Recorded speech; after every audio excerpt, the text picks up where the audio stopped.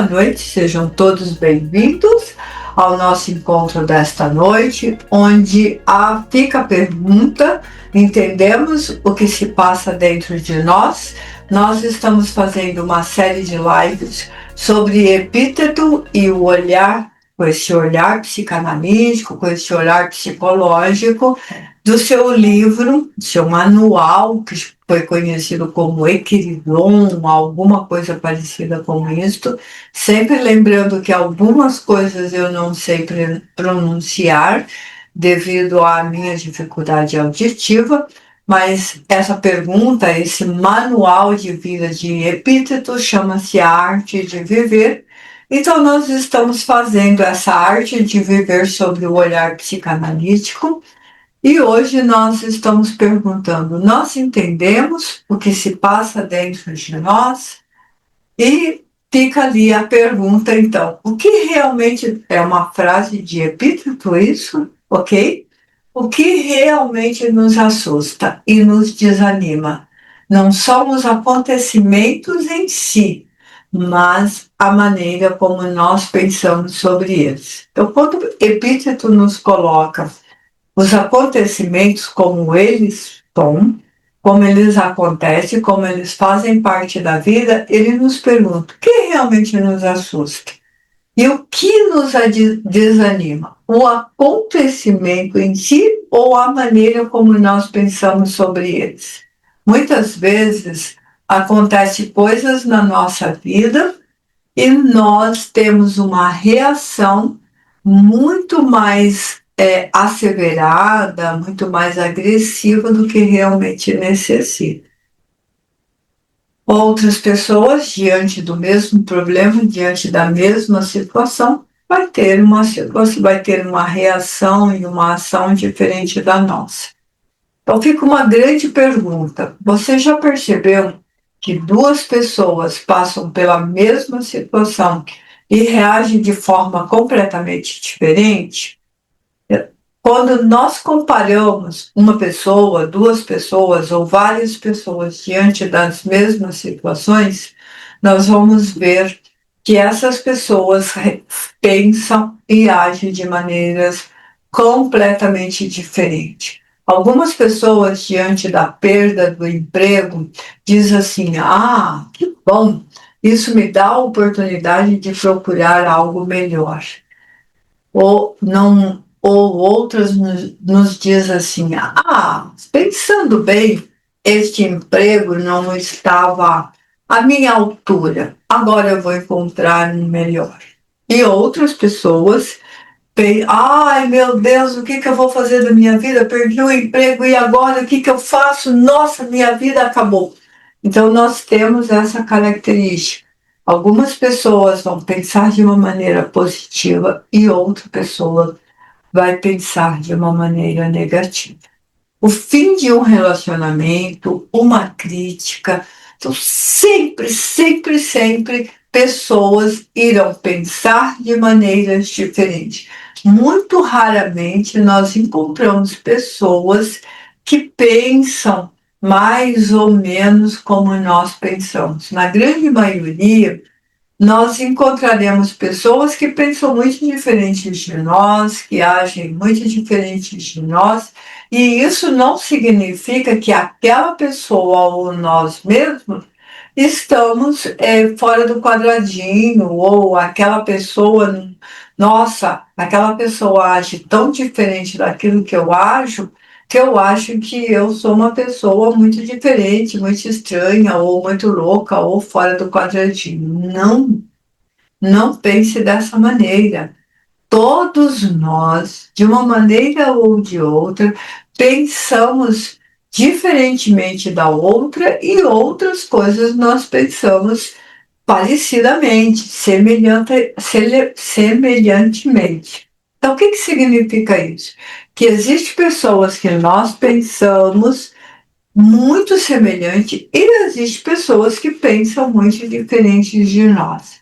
Talvez o problema não seja o que acontece, mas o significado que damos para aquilo e como aquela coisa, aquilo que aconteceu, como que ele mexe com os nossos sentimentos. É lógico que tem sentimentos e tem coisas que acontecem conosco que não nos diz nada, e a outra pessoa fica em estado de pandaré. O que é um estado de pandaré? Quando a gente aprende algumas palavras muito estranhas, ou muito próprias do popular, ou muito próprias de cada região, nós percebemos que algumas pessoas dizem coisas muito semelhantes, por exemplo, pandareco, sair do quadrado, deixa eu ver, me lembro de mais uma outra diferente. Não bateu na minha caixinha, meu santo não combina. Então, existem muitas coisas e muitas palavras que nós utilizamos, muitas frases ou muitos verbos ou muitos verbetes que nós inventamos para melhorar o nosso sentimento, a nossa sensação diante daquilo que está acontecendo. Existem coisas que acontecem conosco e que nós fazemos um mecanismo de defesa chamado deslocamento. O que é um mecanismo de defesa chamado deslocamento? Gente, os mecanismos de defesa são mecanismos, são ferramentas que todos nós utilizamos quando nós não damos contas de uma situação, quando aquilo que aconteceu em torno de nós se torna muito difícil de lidar.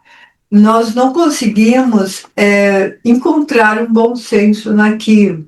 Isso pode ser com coisas diferentes. Por exemplo, uma pessoa vai fazer um mecanismo de defesa. Quando termina um relacionamento, ele vai dizer alguma coisa assim: ah, esse relacionamento terminou porque já fazia algum tempo que não estava bom. Sabe, eu não estava sentindo que estava bom, eu sentia que alguma coisa estava errado, e por fim nós terminamos. E quando nós paramos para pensar com relação a isso, a gente diz: nossa, como essa pessoa é fria, né? E como que ela consegue lidar com isso com tanta tranquilidade? Se fosse eu que estivesse nisso, eu sofreria mais, eu teria mais dificuldade. Mas nós não pensamos que muitas vezes aquela insensibilidade é apenas uma representação.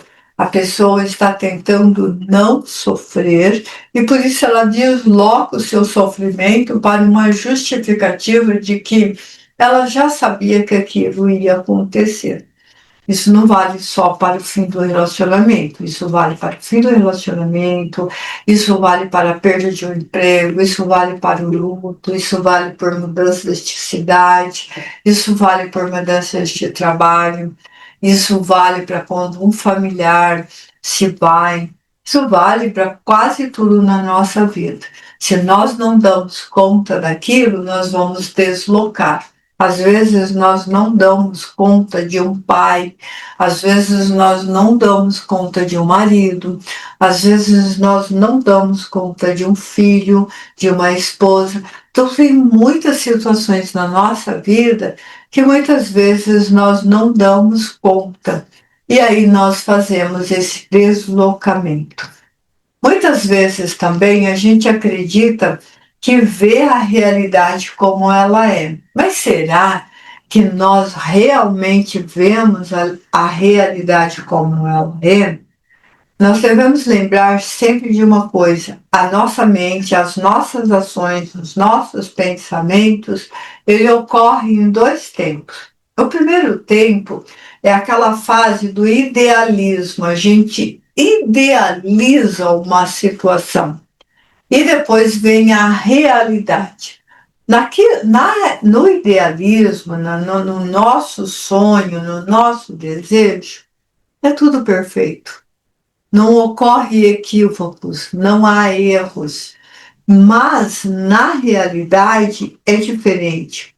Por exemplo, nós sonhamos geralmente nós sonhamos em ter filhos. Uma das coisas mais característica da raça humana é o desejo de ter filhos. Por quê? Porque é próprio da nossa espécie, melhor dizendo, é próprio de todas as espécies, todos os seres vivos da Terra, em querer procriar para que a sua existência não termine. Ó, isso ocorre com todas as espécies? Né? Com todas as espécies. Vaca vai se reproduzir, cachorro vai se reproduzir, gato vai se reproduzir, rato, baratas e etc. Mesmo que a gente goste ou não. Porque é muito interessante que a gente gosta de alguma coisa da natureza e outras não. Todo mundo acha a vaca a coisa mais linda do mundo, ovelha, cabras e etc. Mas a gente não acha nada interessante ratos, não achamos nada interessante baratas ou coisa parecida. O ser humano também tem esse desejo da reprodução. Acontece que na nossa idealização de ter filhos, os filhos são perfeitos. Por quê? Porque eles são o nosso narciso, é aquilo que nós desejamos, é aquilo que nós queremos.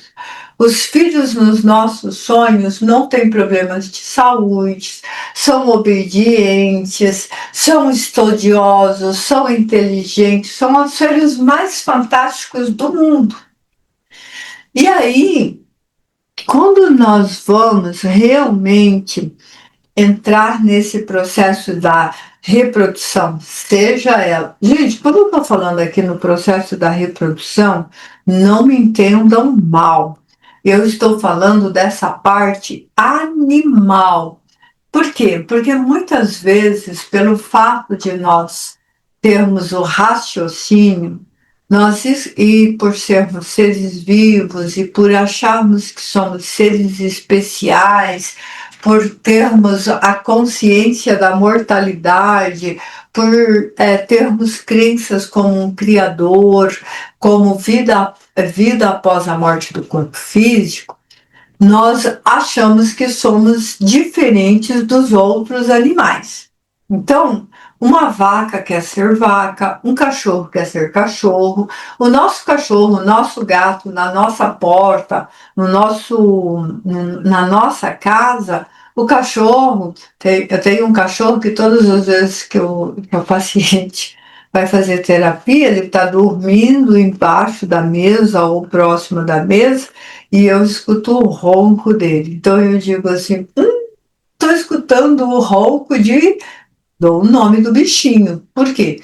Porque eu sei que o bichinho tem aquele nome e ele ronca mesmo. Interessante como ele ronca.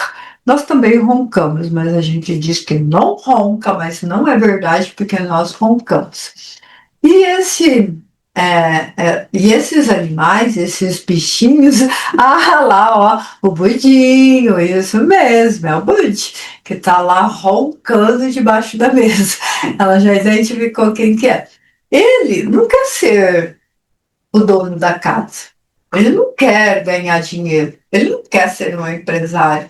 Ele não quer ser gente. Nenhum bicho quer ser outra coisa além do que ele realmente é. Nós somos os únicos seres que temos consciência da nossa mortalidade. Mário Cortella fala uma coisa muito interessante quando ele diz: o único ser vivo que tem consciência da sua mortalidade é o homem, porque o homem realmente é o único ser que tem consciência que um dia vai fenecer, que um dia vai morrer. Os bichinhos são imortais, eles não têm essa consciência e nem têm conflitos de psique ou qualquer outra coisa. O cachorrinho não vai chegar para ele mesmo e dizer assim: eu sou o quê? Eu sou cachorro ou eu sou gato? O meu pai era um bicho de cachorro ou era um bicho de gato? Os animais não terão esses conflitos. O ser humano tem esse conflito porque ele raciocina, porque ele compara, porque ele consegue colocar no lugar do outro, porque ele acredita que a realidade dele é aquilo que ele está vendo ou não. E o que nós temos que pensar é o seguinte: de que quando nós estamos crescendo, quando nós estamos fazendo esse trabalho, a linguagem, aqui, veja bem, a linguagem é o meio de comunicação e interpretação que nós temos. A linguagem do cachorro, vou usar de novo o cachorro, a gente sabe que eles têm mais ou menos 500 tipos de processos diferentes de comunicação. Um latido é para uma coisa, outro latido é para outra coisa, outro latido é para outra coisa, mas nós temos uma dificuldade de entender se o latido é por dor, por fome ou por saudade. Por quê? Porque eles têm um processo muito pequeno de raciocínio. O ser humano não. O ser humano tem um processo, apesar dessa parte animal, ele tem um processo de raciocínio muito maior, ele tem uma linguagem muito maior, uma linguagem de interpretação muito maior. Por causa dele ter essa linguagem de interpretação muito maior, ele consegue interagir com todos os seres em torno dele, seja seres semelhantes, ou seja, homens, seja seres vivos de outra parte da natureza. Então, o homem consegue se comunicar com o cachorro, com o gato, com a vaca, se comunicar como? Ele consegue transmitir que ele cuida, que ele está bem e que esse outro ser se sente confiante ou não perante nós. Com a nossa condição de ser humano, nós temos, às vezes, alguma dificuldade de se comunicar com outro ser humano. Então, muitas vezes, dentro da nossa própria casa, nós não conseguimos passar uma linguagem verdadeiramente adequada. Então, o marido pode falar uma coisa para a esposa e a esposa interpretar de uma maneira completamente diferente. E essa interpretação vai causar uma reação, e essa reação vai causar uma cadeia de eventos. E essa cadeia de eventos pode ser positivas ou pode ser negativa. Então, quando alguém não corresponde exatamente àquilo que nós esperamos, nós temos a tendência de achar que aquela pessoa não está bem junto conosco. Deixa eu dar um exemplo melhor. Por exemplo, a gente manda uma mensagem no WhatsApp. Eu mando uma mensagem para um amigo, para uma pessoa querida, e essa pessoa não responde a minha mensagem. E quando essa pessoa não responde a minha mensagem de imediato, porque nós temos essa urgência, nós mandamos uma mensagem e nós esperamos que a outra pessoa responda imediatamente, como se a pessoa estivesse ali de plantão para receber a nossa mensagem e dizer: ai, Soninha, que bom que você mandou a mensagem, eu estava pensando em você, e responder imediato. Só que nem sempre isso acontece. Então, quando nós mandamos essa mensagem e a pessoa não responde, a nossa tendência é dizer assim: ah, ele não gosta de mim. E isso principalmente se for namorado. Principalmente se for marido e esposa. Não me respondeu por quê? Será que não me respondeu porque está conversando com outra pessoa? Olha as caraminholas que a gente vai buscar. Olha as coisas que a gente vai pensar. Ah, eu não sei não. Tô achando que meu marido não me ama mais, porque eu mando mensagem para ele, ele não me responde de imediato. Meu namorado idem, blá blá blá. Onde será que ele está? E nós arrumamos uma briga, uma confusão com nada. A pessoa viu a mensagem, mas a pessoa não pôde responder. Ou está numa reunião, ou está dirigindo, ou está conversando com outra pessoa e ela simplesmente não pode responder de imediato. Mas entre nós mandarmos essa mensagem e a outra pessoa responder, nós já inventamos um monte de coisa. um monte de coisa. Se nós nos compararmos, vamos de novo pegar aqui o exemplo do bichinho. Então, o bichinho sentiu um sintoma de alerta. Tem alguém muito próximo do nosso portão. Ele levanta as orelhinhas assim, tem alguém perto do portão. Ele levanta e vai lá no portão. Ele late, porque ele foi lá no portão, ele late. Ele volta e ele olha para você e late 2 ou 3 vezes e volta lá no portão. O bichinho está dizendo para você: olha, você é meu dono e tem uma pessoa estranha ali no portão. Tem um ser que não faz parte do nosso contexto. Você vai atender ou não? Se o dono diz para o bichinho assim, calma, fica tranquilo, é amigo, ou então vai lá atender, o bichinho vai lá dormir, vai cuidar da sua vida. Ele não senta lá no tapetinho dele ou lá no sofá e fica assim, quem será que estava lá no portão? Por que que o meu dono foi ou não foi atender? Ele não faz isso. Nós fazemos isso. Por que que nós fazemos isso? Porque nós raciocinamos. E porque ao raciocinar nós fazemos comparação. E ao fazer comparação nós vamos medir o sentimento da outra pessoa de acordo com o próprio sentimento que nós temos para conosco. Então, se nós temos um sentimento muito negativo com relação a nós mesmos, nós tendemos a colocar a ação da outra pessoa numa situação muito negativa. Por exemplo, o meu filho não me respondeu porque o meu filho mas agora, e aí a gente começa a pensar em umas coisas muito inadequadas, não me ama mais, eu me sacrifiquei a vida toda para cuidar dele, ele não tem ideia do tanto que eu sofri, e agora eu mando mensagem para ele, ele nem me responde, quem ele pensa que é, e agora fica nesse silêncio, por que que ele pode ficar... Quando nós estamos fazendo isso, nós estamos fazendo 2 réguas e 2 medidas. A primeira é que nós estamos dizendo que o nosso filho, a nossa filha, não tem nenhum tipo de consideração para conosco. Nós estamos tirando ele de perto para longe. Nós estamos deslocando. Ele está aqui perto de nós e nós empurramos para longe. A segunda coisa é que nós estamos dizendo para ele, não se aproxime de nós.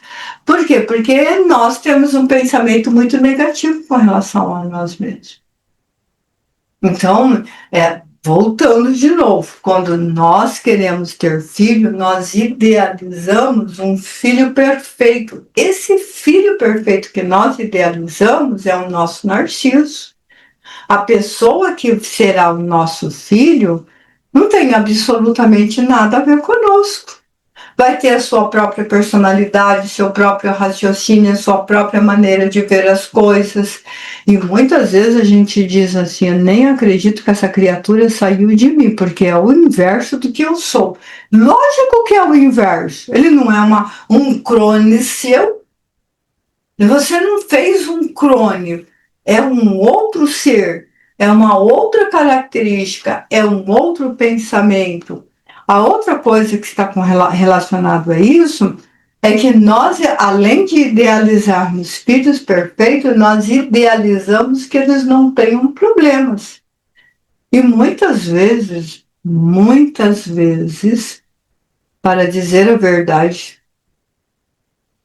é um índice muito alto de filhos problemáticos. Raras exceções, nós vamos encontrar teremos filhos que se pareçam conosco ou que não têm problemas. A grande maioria dos filhos em torno de nós são filhos com problemas tanto quanto nós. Nós não somos pessoas idealizadas, plastificadas. Gente, eu não sei se vocês já foram no museu de cera, onde faz aquelas personalidades, às vezes famosas, às vezes comuns, onde essas pessoas, elas estão ali retratadas e elas são perfeitas. Melhor ainda, Quem já teve a oportunidade de ver, ir não só em exposições no Brasil, mas fora do Brasil, e ver uma exposição de Da Vinci, de qualquer outro, né, artista famoso, então tem aquelas esculturas ou pinturas perfeitas, são aquelas coisas mais lindas do mundo, e nós idealizamos filhos desse jeito, ou esposos e esposas dessa maneira, ou os nossos amigos dessa maneira, pessoas perfeitas, sem dificuldades, sem problemas. Isso não ajuda. Por quê? Porque cada um de nós vamos interpretar a situação de uma maneira muito semelhante. E nós temos o hábito da repetição. O que é o hábito da repetição? A gente diz assim, eu não vou mais pensar ou agir dessa maneira. A partir de agora, deixe comigo que eu vou agir de maneira diferente. Só que o problema vai se repetir e nós vamos agir da mesma maneira. Então, nós vamos continuar interpretando errado, nós vamos continuar a dizer e pensar coisas muito negativas de nós mesmos, e por causa disso, por essas escolhas de pensar coisas muito negativas, nós vamos ver que nós estamos lidando com pessoas que nos machucam, nós sempre nos sentimos rejeitados, nós sempre nos colocamos no mesmo lugar. Então, é lógico e é perfeito que existe coisas, pessoas e lugares que nos machucam, mas por que é que nós estamos nos colocando naquele lugar? Por que é que nós estamos repetindo essa situação? Epíteto diz que o sofrimento que acontece conosco, ele acontece porque nós damos uma interpretação daquela situação diferente da própria realidade. Dentro de um olhar psicológico, dentro de um olhar da psicanálise, nós vamos dizer que nós fazemos um determinismo psíquico, onde nós ficamos repetindo o mesmo padrão. Às vezes nós criticamos os nossos pais e tendemos a fazer exatamente o que eles fazem conosco, ou fazer exatamente o que eles fizeram. Por isso que eu sempre falo que a gente tem aquela música maravilhosa eu não sei quem é o autor dessa música, mas quem deu voz para essa música foi a Elis Regina, que diz, eu acho que a Marta já colocou uma vez aqui quem é o autor da música. Ai, Marta, me perdoe, eu sempre esqueço quem é o autor da música, acho que ela nem está aqui hoje, mas eu sempre esqueço quem é o autor da música, mas a música diz assim, o que mais dói é que nós sempre fazemos sempre iguais aos nossos pais. Então, muitas vezes nós reclamamos dos nossos pais e repetimos o mesmo padrão, fazemos do mesmo jeito. Ai, meu pai é uma pessoa muito egoísta e eu não percebo que eu estou agindo de egoísmo. A minha mãe é uma pessoa muito irracional e eu não percebo, utiliza muito dos impulsos e eu não percebo que eu também estou sendo muito irracional e utilizando dos impulsos. E quando nós estamos fazendo isso, quando nós estamos nos colocando numa posição muito negativa com relação a nós mesmos, como é que nós queremos uma coisa positiva na nossa vida se nós estamos pensando uma coisa negativa? Para pensar na seguinte coisa, quando eu falo assim, eu não presto mesmo, na minha vida tudo só dá errado, como que eu espero que aconteçam as coisas maravilhosas na minha vida se o meu pensamento é de que eu não presto, que eu faço tudo errado, que eu sou atrapalhado? Então, quando eu não tenho esse pensamento positivo com relação a mim mesmo, como que eu espero que os acontecimentos na minha vida sejam diferentes? Eu quero me reconciliar eu quero reconciliar com meu esposo faz 15 dias. Eu sempre digo isso, gente, pelo amor de Deus. Você brigou com seu marido? Você brigou com seu filho? Você já tentou, você já pediu desculpa, você já falou que cometeu erro, e a outra pessoa disse para você que precisa de um tempo ou que não dá para conversar com você, você tem que pensar duas coisas. Por que é que uma pessoa que nós amamos e que convive conosco está num sentimento onde ele diz que não pode nos perdoar? Ou como que a gente pode pensar de uma pessoa numa situação onde nós falamos assim: olha, o que você está fazendo é muito negativo, me prejudica de uma maneira muito profunda, eu me sinto triste, eu me sinto aborrecida, profundamente depressiva com essa maneira de você agir. E a outra pessoa não faz nada, ela continua agindo da mesma maneira. Nós temos que fazer uma pergunta: é eu que estou errado ou essa pessoa que está fazendo isso comigo não tem condições de pensar e agir de uma maneira diferente? Porque às vezes uma pessoa não conversa conosco, às vezes uma pessoa não nos perdoa e nós achamos que nós é que estamos errados. Nem sempre. Muitas vezes a outra pessoa não tem condições de fazer um movimento diferente ainda. Então não é você que está errado, é a outra pessoa que ainda não tem condições de fazer um movimento diferente. Nós entendemos que uma pessoa, às vezes, ela sofre pela atitude do outro, mas ela não sofre exatamente pela atitude do outro. Ela sofre porque ela acha que ela é que está errada.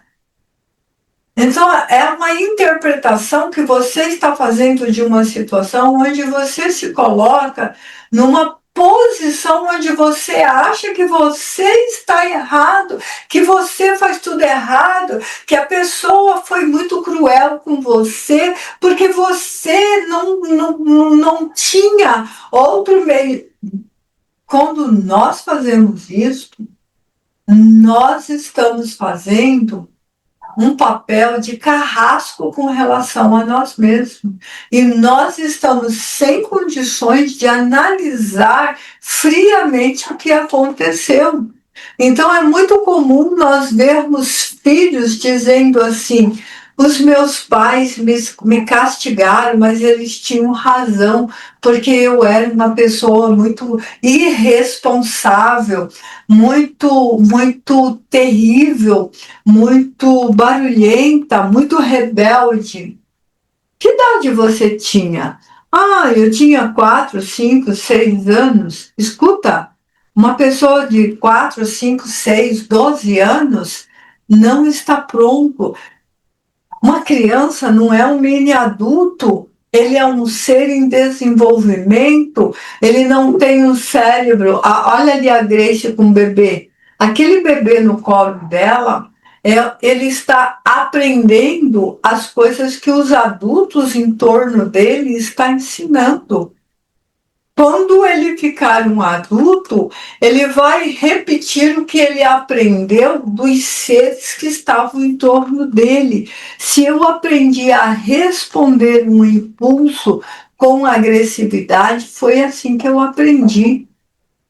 E eu não aprendi desse jeito porque eu sou desse jeito. Eu aprendi desse jeito porque alguém me ensinou desse jeito.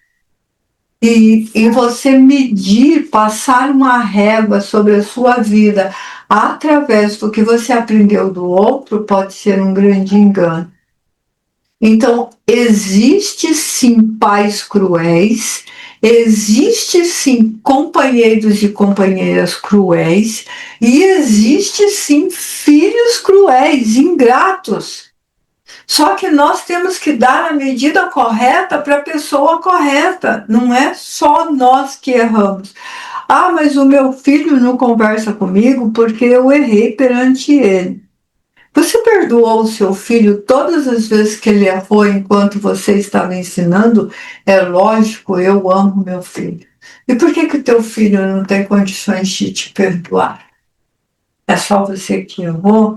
Então nós precisamos pensar bastante nisso. Às vezes os nossos filhos se afastam de nós porque nós temos uma ideia diferente da ideia dele. Isso acontece muito quando um filho, o pai e a mãe têm um narciso, por exemplo, eu quero que meu filho seja tal coisa, mas o filho quer ser outra coisa. E o filho então bate o pé e diz assim, eu não quero ser isto, eu quero ser assado, e o pai então diz que o filho é um ingrato.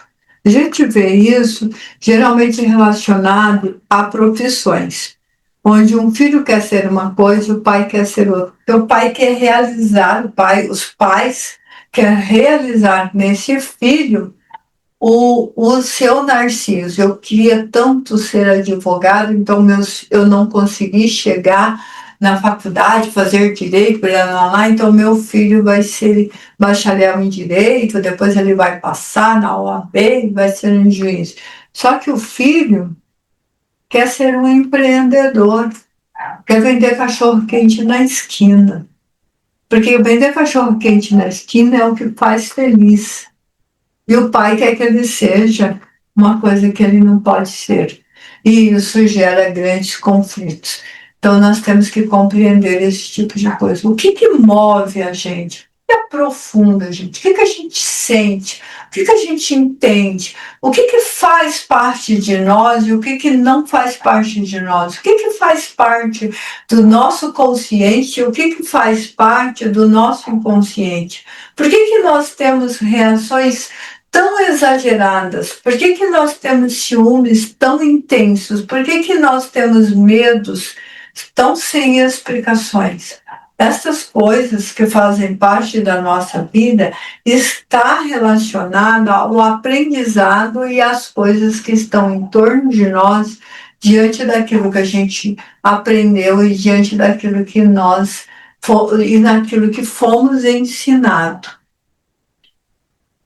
Quem não reage ou quem reage muito agressivamente diante de uma situação, nós temos que verificar se não aconteceu alguma coisa mais profunda, mais antiga. É lógico que nós temos algumas coisas que nós precisamos trabalhar com cuidado, porque ela tem experiências antigas, ou marcas antigas, ou marcas emocionais, ou coisas mal resolvidas na nossa vida.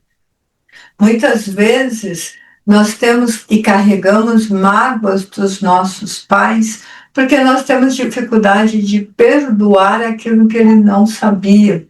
Muitas vezes os pais têm mágoas dos filhos porque os filhos são aquilo que eles não desejam. E muitas vezes nós temos mágoa com o nosso companheiro, com a nossa companheira, porque nós idealizamos uma coisa muito diferente.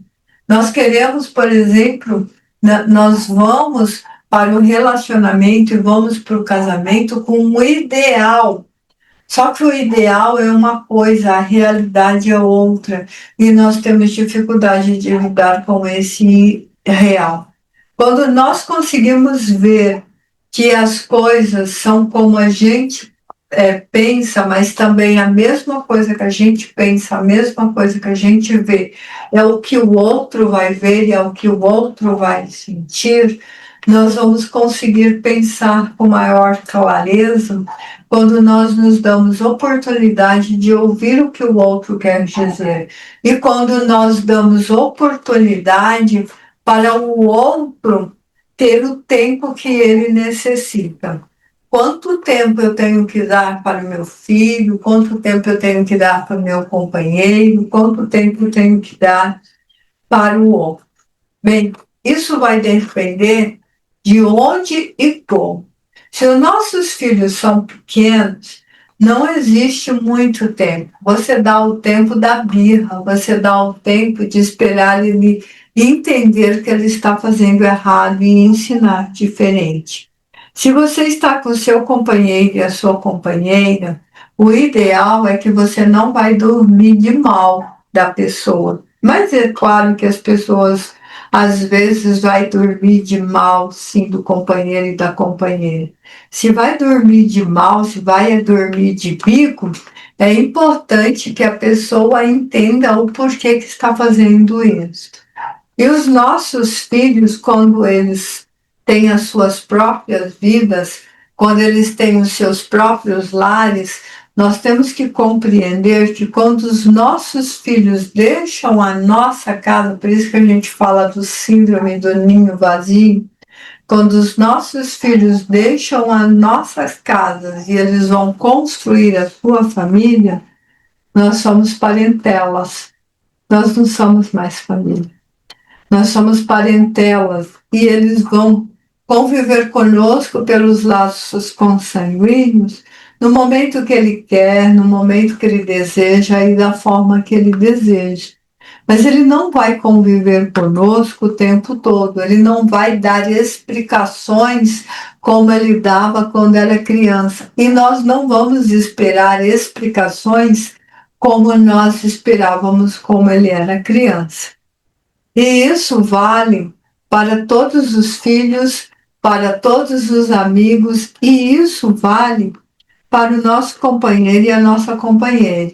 Se eles estão vivendo uma vida muito diferente da nossa vida, muito diferente do nosso planejamento, a gente chama para uma conversa. Escuta, eu tenho essa idealização. Essa é a sua idealização? Porque às vezes uma pessoa tem uma idealização aqui, o companheiro tem uma idealização lá atrás que não tem nada a ver com a gente. E aí não vai dar certo a nossa vida se nós estivermos com planos e sonhos muito diferentes daquilo que a gente deveria ter. É muito importante que nós possamos aprender essa sensação da linguagem, essa sensação de como é que nós estamos vendo as coisas, se nós estamos vendo as coisas da maneira certa ou se nós estamos vendo as coisas de uma maneira que nos perturba, que nos magoa, ou se nós estamos vendo as coisas de uma maneira que não tem absolutamente nada a ver com aquilo que nós pensamos. Nós não conseguimos controlar o que nós sentimos e a gente não pode controlar o que o outro sente, o que o outro pensa. O que nós podemos fazer é não permitir que o sofrimento faça parte da nossa vida, porque nós não entendemos a ação do outro. Nós precisamos entender que todas as pessoas em torno de nós terão sim pensamentos e situações muito diferentes daquilo que nós pensamos e daquilo que nós sentimos. Porque nós temos estruturas de pensamentos, apesar de semelhantes, muito diferentes. Eu posso pensar e sentir de um jeito, e as pessoas em torno de mim vão pensar e sentir de outra maneira muito diversa da minha. E ao pensar e sentir de uma maneira muito diversa da minha, eu tenho que levar em consideração que aquela pessoa, aquele sentimento, pode ou não corresponder às minhas ideias. E quando não corresponde, eu tenho que saber por que não corresponde.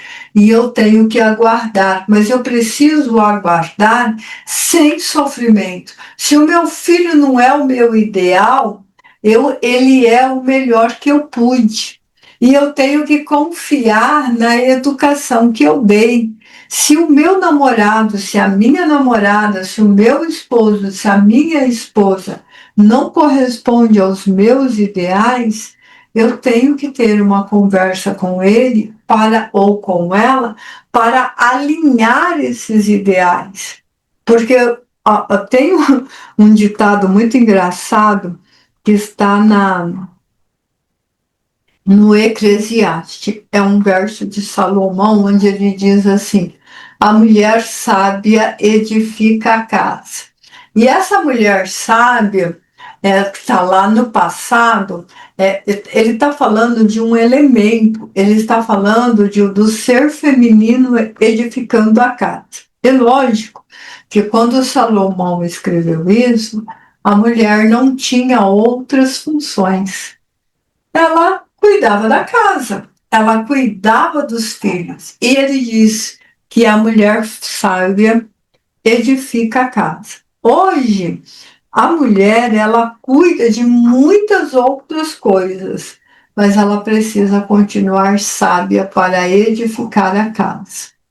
Porque não importa o que acontece em torno de você, aquelas pessoas que estão em torno de você precisam ser edificadas. Elas precisam entender que você tem um pensamento, que você tem uma estrutura e que o seu pensamento e a sua estrutura ajuda ou não ajuda na formação da casa. E a outra pessoa precisa corresponder aos seus pensamentos, os seus ideais. Muitas vezes a pessoa que está conosco não corresponde aos nossos ideais. É lógico que isso é conversa para outra live, mas é bom a gente entender que nós precisamos partir do sentido de que nós somos pessoas boas, que nós somos pessoas edificantes e que nós precisamos valorizar os nossos ideais e as nossas estruturas. Porque é esses ideais e essas estruturas que estrutura outras pessoas. Você sempre vai edificar outra pessoa.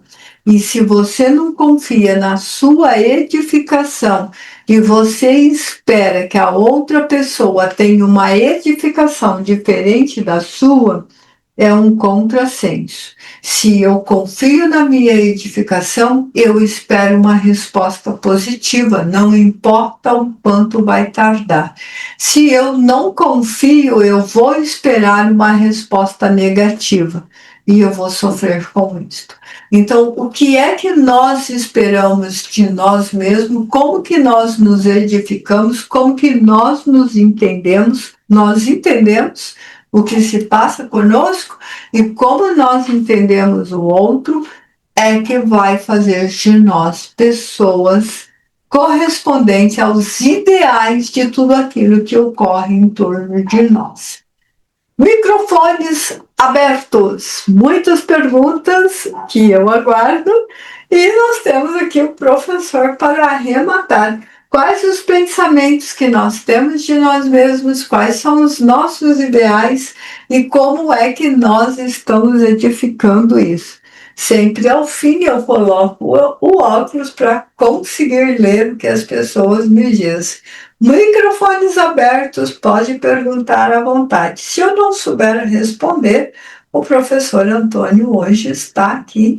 Está dizendo que não, olha lá. Que bonitinho, mas ele está aqui para nos auxiliar. Muito bem, quem tem as primeiras perguntas, estejam à vontade. Hoje eu espero muitas perguntas. Toninha, essas 3 perguntas que você fez agora no final, você poderia dar um exemplo de um ideal, como e responder essas 3 perguntas? Fala de novo, porque eu não escutei o que você começou a falar. Essas 3 perguntas que você fez agora no final. O ideal. Acabou de falar. Isso. Qual é o seu ideal? É que eu já esqueci. Não consigo lembrar. Eu quero um exemplo. Tem como? Tem. Por exemplo, se eu tenho uma idealização, vamos lá. Eu tenho uma idealização, vou figurar aqui, eu tenho uma idealização de que eu sou uma pessoa de bem, que eu cumpro as regras, que eu cumpro as leis e que eu sou uma pessoa de bem. que por ser uma pessoa de bem, eu edifico bem na outra pessoa. Se eu sou uma pessoa de bem e edifico bem, eu espero que aquela pessoa que está próximo de mim, que fui eu que edifiquei, que ela tenha uma resposta positiva, uma edificação do bem, tanto quanto eu fiz. Se essa pessoa não responde positivamente aos meus ideais, eu não posso sofrer com a resposta daquela outra pessoa, porque aquela pessoa está respondendo o que ela entendeu, o que ela interpretou e o que ela vai construir. Vamos lá, vamos pegar um exemplo prático. Os meus pais foram muito violentos comigo, ou muito indiferentes, ou o jeito que eles fizeram não é o jeito que eu compreendo como bem. Só que não é o jeito que eu compreendo como bem agora. Eles deram o seu melhor. Mas os meus pais foram muito violentos, ou foram muito negativos, ou tinham ideias muito negativas, ou têm ideias muito negativas. E eu escolhi uma edificação diferente dos meus pais. Então, eu estou pegando uma figuração. Pais negativos e o filho não quer ser negativo como o pai, ele quer ser positivo, ele vai fazer uma outra edificação. Se o pai é negativo e o filho é positivo, ele tem uma outra edificação, os pais sempre vão achar que esse filho não é bom porque esse filho é diferente dele. E ele vai sempre criticar esse filho, mas a partir do momento que ele critica esse filho, se o filho achar que o pai está certo, ele vai entrar em conflito. Porque, veja bem, o pai é negativo, ele escolheu ser positivo, o pai reclama porque ele escolheu ser positivo e ele acredita que o pai está certo. Ele vai ficar negativo. Então, ele e o pai serão iguais. E ambos vão se estranharem porque eles têm pensamentos semelhantes, mas em situações opostas. Então, o pai vai achar que o filho é ruim porque não corresponde aos seus ideais, e o filho vai achar que os pais não são bons porque também não corresponde aos seus ideais. Parece confuso, Ana Laís, mas é o seguinte: os meus pais têm uma atitude que eu não aprovo. E eu tenho uma outra atitude. Então, os meus pais criticam a atitude positiva que eu tenho. Eu perco o meu tempo, a minha energia para avaliar a atitude dos meus pais, eu entro em negatividade igual aos meus pais. E nós fazemos muito disso sem perceber. Então, eu tenho um pai egoísta, eu tenho um pai mentiroso, eu tenho um pai coisa. E eu não quero ser egoísta, não quero ser orgulhoso, eu não quero ser mentiroso. Mas o meu pai vai me criticar, porque eu não quero ser igual ele é. E aí, se eu perco o meu tempo, a minha energia para dizer, ai, meu pai não me compreende, meu pai não me aceita, eu estou num polo negativo igual ao meu pai. Por isso que nenhum dos dois vão avante, porque um e o outro está criticando exatamente o que cada um é. Ou seja, o polo negativo daquele ideal. Então, muitas vezes, quando eu digo para vocês em terapia, aprenda a dizer não, aprenda a desligar, aprenda a não olhar o que o outro faz de negativo, aprenda a trabalhar com a sua positividade, aprenda a trabalhar com o seu próprio ideal e deixa o outro, desapega do outro, solte o outro, porque daí nós não sofremos. Porque figuradamente é assim, ai, o meu pai me machuca, então solta a corda do seu pai. Ai, eu não quero soltar porque é meu pai, porque é minha mãe, é porque é meu filho. Não, olha para suas mãos, estão sangrando. Olha para você, você não vai para frente porque você está querendo que seu pai, ou que o seu filho, que o seu tio, que o seu namorado, que o seu marido seja o que você quer. Solte, deixe ele ser o que ele é e você vai ser o que você é. Se ele entender que o seu jeito é melhor, ele vai te seguir. Se ele entender que o seu jeito é o pior, ele vai escolher o caminho dele. E tá tudo bem, porque nós não somos donos de ninguém. Ninguém é de ninguém. Nós somos livres, nós adoramos dizer que somos livres, mas nós adoramos também cultivar prisioneiros, pessoas em torno de nós. Então é isso que nós precisamos aprender. Ou nós somos livres, ou nós gostamos do prisioneiro, de ser prisioneiros ou de manter prisioneiros.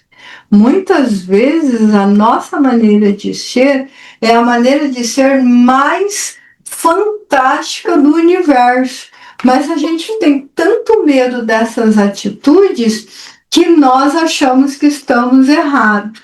Nós achamos que estamos errados. Só que nós somos únicos, nós somos sui generis, nós temos o nosso jeito de ser. Só que nós esperamos aprovações. Nós esperamos pertencimento. Nós queremos que alguém nos aplauda ou que alguém nos diga que está tudo certo. Todas as vezes que nós estamos esperando muito esse aplauso, é porque alguma coisa não está bem resolvida dentro de nós não estamos muito convictos daquilo. Sabe assim, quando eu vou dar um exemplo aqui, às vezes eu quero fazer alguma coisa, mas aquilo que eu quero fazer, aquilo que eu quero falar, eu não estou muito bem certo que esteja correto. Então eu digo assim, Antônio, eu estou pensando em fazer tal coisa. Então eu digo assim, meu lindo. Ele diz que quando eu mando meu lindo é porque eu vou pedir alguma coisa, né? Olha lá, ele está confirmando.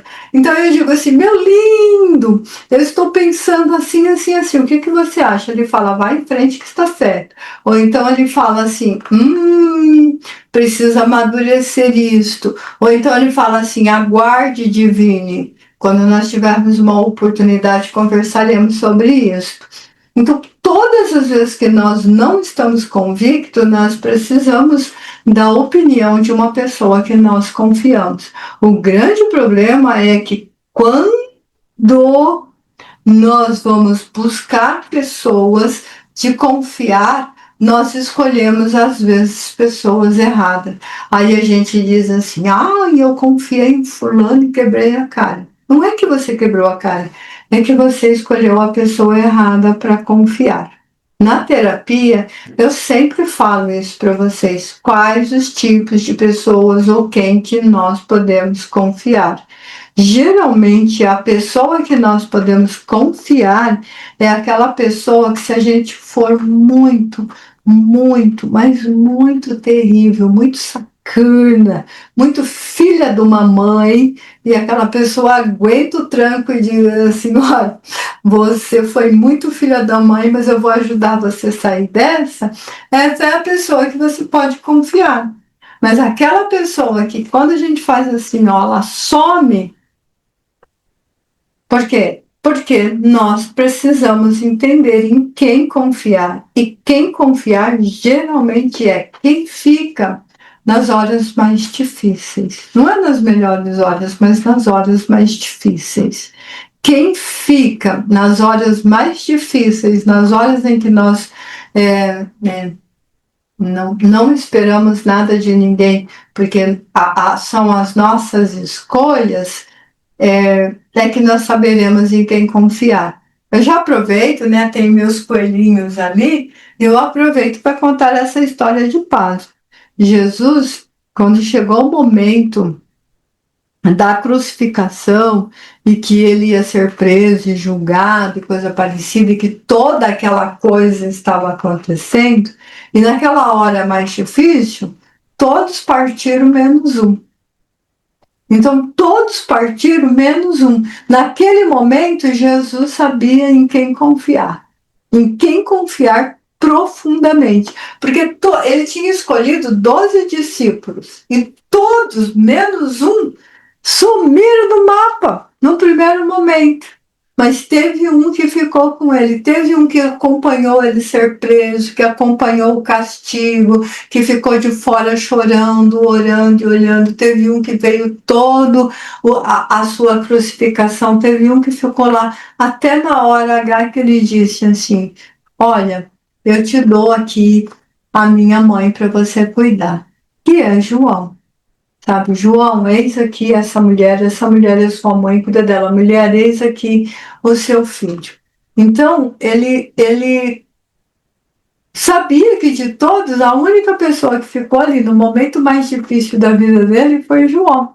E na nossa vida é assim também. Eu já tive momentos muito, muito difíceis e que os meus familiares consanguíneos não estiveram presentes. Não estiveram presentes.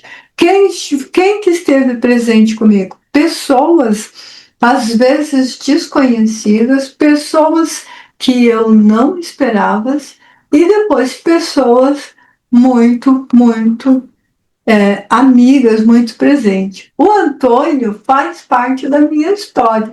Num dos momentos mais difíceis da minha vida, ele ficou. Ele ficou. Então, quando as pessoas dizem assim, por que o Antônio é uma pessoa que você admira, que você trata com carinho, que você fica ali babando o ovo? Outro dia me falaram isso, Antônio, que eu babo o ovo com você, que eu fico olhando para você assim, precisa de alguém com guardanapo para enxugar a saliva. Eu fiquei indignada na hora, mas bem que a pessoa estava certa. Porque num dos momentos mais difíceis da minha vida, ele ficou. Então, é isso que a gente tem que entender. É esse tipo de pessoa que a gente sabe que é íntimo, que faz parte da nossa vida. Para um todo sempre, amém. E não é o filho que vai ficar, não é o pai, não é a mãe, não é o tio, não é o marido. É a pessoa que nos ama. Eu tive a felicidade de ter o marido e ter o Antônio ali também junto comigo, mas nem sempre tem essa felicidade. Eu já tive pacientes, amigos, companheiros, onde a pessoa disse assim: eu saí do hospital com um laudo de câncer de mama, cheguei em casa, disse para o meu marido que eu estava com câncer de mama, 2 horas depois ele estava arrumando a mala para ir embora. Foi uma das histórias mais difíceis que eu acompanhei de perto. Ele literalmente foi embora. Quem é que ficou presente? Quem que ajudou? Não foram os filhos, não foram os maridos. Por incrível que possa parecer, foi a enfermeira do centro de saúde, eu que estava ali na arte terapia do trabalho, outros amigos que ficaram ali perto. Pessoas completamente estranhas. Completamente estranhas, que não tinha nenhum laço de sangue, que não tinha nenhum laço de amizade, que chegaram naquele momento da dor. Então é isso que a gente precisa entender. Não é porque é nosso filho, não é porque é nosso pai que vai ficar. Mais alguma pergunta, por favor? Esteja à vontade. Entendeu, minha querida? Sim, muito obrigada. Mais alguma pergunta? Todo mundo sério, pensativo, né, Tânia? Não tem pergunta, não? Vamos lá. Muito bom. Antônio, parece que é você que vai arrematar com chave de ouro, meu querido.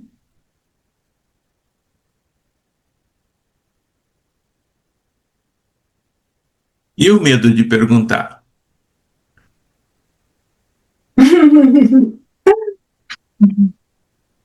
Ah, para que possamos aprender a perguntar, é bom ler um pouquinho de Sócrates, né? Aplicar o método socrático. E aí desenvolve-se a habilidade da pergunta. Mas voltando ao tema delicado, que é o do relacionamento, da confiança, da expectativa, da esperança que depositamos no outro, sem termos o entendimento da nossa própria essência, de como nós somos, nós sempre vamos ter ao nosso lado aqueles com os quais, em determinados momentos, vamos entrar em conflito. Ou porque somos indefesos, pai e filho, ou porque somos superiores, agora somos pais e os nossos são filhos, e vamos transferir parcelas de quando nós éramos filhos, impondo sobre os nossos no tempo de hoje. Podemos deduzir, então, que o conceito de certo e errado depende da formação de cada um. O que é certo para um não é certo para o outro. Assim como o conceito de bem e mal. O que é bem para um pode ser mal para o outro, e vice-versa. Procurar entender o outro é uma tarefa que podemos dizer assim, de grande dificuldade e ao mesmo tempo inatingível. Entender o outro é inatingível. Porque o outro, assim como nós, está passando o tempo todo por mudanças. O tempo todo está mudando. E quando achamos que já conhecemos o outro, ele nos surpreende com uma nova faceta, uma nova estrutura que se apresenta no relacionamento. Vocês são inteligentes e compreenderam que o esforço para aprender é para aprender sobre si mesmo. Quando você aprende sobre si mesmo, você cai no que a Sônia estava dizendo. Você sabe interpretar, você sabe estruturar e você sabe tomar decisões por conhecer a si mesmo. Não de acordo com o que o outro espera, mas de acordo com como tem que ser. E às vezes, esse que tem que ser, que te dá a maturidade, te dá o equilíbrio, pode sim causar sofrimento, desequilíbrio no outro, mas porque ele não está no mesmo patamar que você, que já mergulhou nas suas próprias dores e se fortaleceu e, portanto, consegue avaliar aquilo que é valioso daquilo que não serve para nada, mas que leva a grande sofrimento, a grande agonia, a grandes decepções, porque o outro não te entende e não reage da forma como você deseja. Fechando, ler Sócrates é bom. Ler Epicuro também é bom. Ler Epíteto, melhor ainda.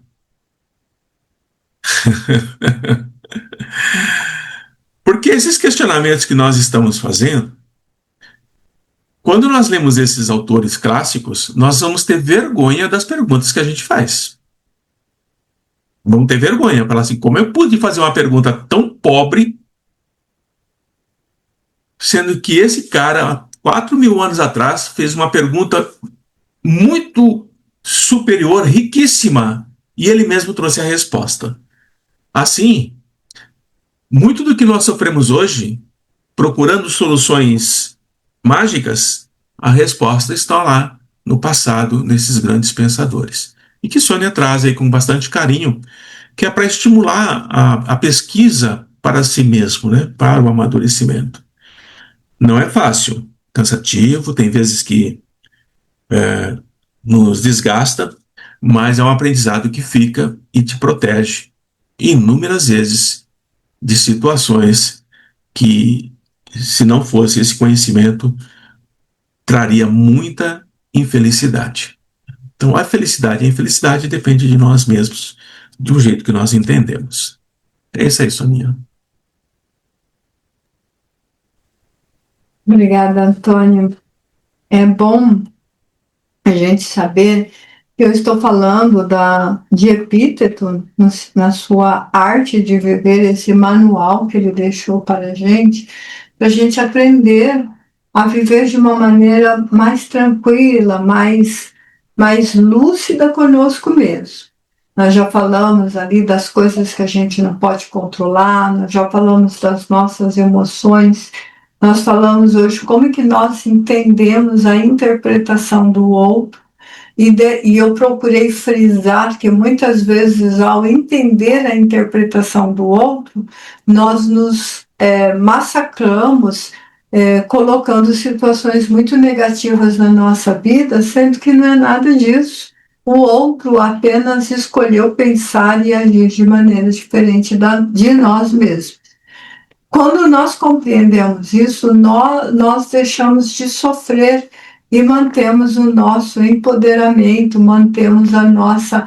O empoderamento aqui, gente, sem a vertente de redes sociais. O empoderamento no sentido de se auto-entender, de se auto-compreender e de se auto-perdoar. Porque muitas vezes uma pessoa não fala conosco e nós nos culpamos com as nossas atitudes, mas nós sabemos, a nossa intuição nos diz que a gente não foi tão fundo assim, que a gente não ultrapassou os limites do insuportável, que a outra pessoa só escolheu manter-se longe de nós. Lógico que nós sofremos ao ficar longe de uma pessoa, e é lógico que nós devemos, e sim, nós devemos fazer o esforço de conquistar mais uma vez essa amizade, conquistar novamente essa pessoa, de trazê-la para perto de nós, se esta pessoa é muito importante para nós. Mas nós precisamos fazer isso sem nos automutilar. Sem nos automutilar. E muitas pessoas nós vamos dizer adeus, sim, porque nós precisamos despedir-se dessas pessoas para poder viver mais e melhor. Então, é bom a gente ter essa consciência. E como nós nos apegamos muito a pessoas, nós precisamos entender que, acima de qualquer coisa, nós somos seres sui generis e individuais, únicos. Não dá para a gente subdividir. Então, respeito em primeiro lugar para conosco mesmo.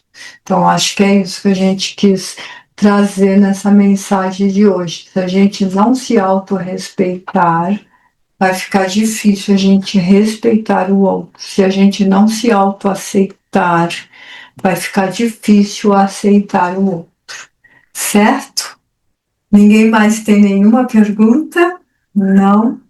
Então, nós encerramos essa live de hoje. A semana que vem a gente volta novamente, continuando a falar de Epíteto, a sua arte de viver, com esse olhar psicanalítico, psicológico e com esse olhar da modernidade, da vida de hoje, nos estímulos de hoje e nos sofrimentos de hoje, que são bastante diferentes dessa época de 2000 anos antes de nós mesmos.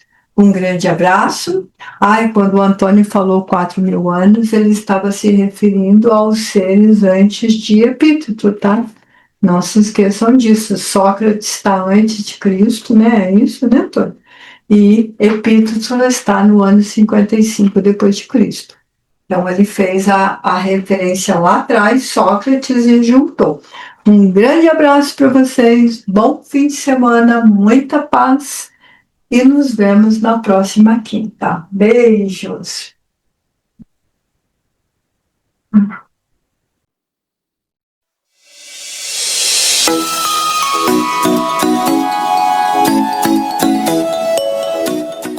Você conhece o canal Sônia Divine? Não conhece? Você não sabe o que você está perdendo. Você precisa conhecer esse canal. Sabe por quê? Porque ele traz um conteúdo que eu preparo especialmente para você. Não deixe de conhecer. Entre lá no canal Sônia Divine, se inscreva, ative o sininho para receber as notificações das nossas lives Viva a Vida. Nessas lives Viva a Vida, nós temos um conteúdo muito gostoso, muito especial, é um bate-papo, é aquele encontro privado. As lives Viva a Vida é feita no Zoom, é um encontro olho no olho, é um bate-papo gostoso, semanal, com compromisso. Nós falamos dos assuntos do que atinge o nosso comportamento, o nosso afeto, as nossas cognições, as nossas dúvidas, sentimentos, emoções, defeitos, qualidades. Você precisa vir conhecer Sônia Divine. Você precisa se divertir. Você precisa entrar neste bate-papo. Tenho certeza que você vai amar. Se inscreva no canal Sônia Divine. Compartilhe, ative o sininho, chame o amigo, chame o namorado, o marido, o filho. Por quê? Porque é um canal família, é um canal para todos. É muito importante a gente aproveitar as coisas boas que acontecem no mundo virtual. A internet não é só para ver dancinha. A internet é para aprender.